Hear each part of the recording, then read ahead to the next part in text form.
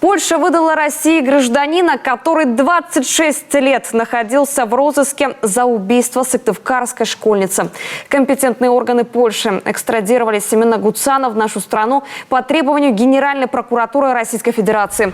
Он обвиняется в умышленном убийстве из корыстных побуждений по предварительному сговору группой лиц. Все произошло в ночь с 20 на 21 августа 1994 года в квартире дома по улице Морозова, Сыктывкара.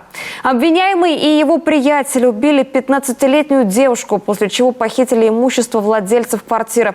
После совершения преступления он скрылся от органов следствия и по поручению Генеральной прокуратуры Российской Федерации был объявлен в международный розыск. Его задержали в Польше летом прошлого года с документами на Ивана Попа.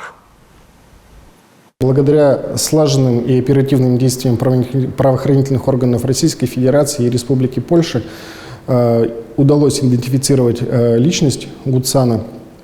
Вместе с тем он принимал меры к сокрытию данных о своей личности, использовал притворные документы другого лица, мнимые, в связи с чем пытался ввести правоохранительные органы Республики Польша в заблуждение в целях избежания выдачи в Российскую Федерацию своей экстрадицией. По каналам Интерпола от польской стороны были получены сведения о предъявленном Гуцаном паспорте, фотографии, а также его дактилоскопическая карта с отпечатками пальцев рук. Они совпали с теми, что были оставлены на месте преступления. После доставления Гуцана в Москву он будет этапирован в коме для проведения следственных действий.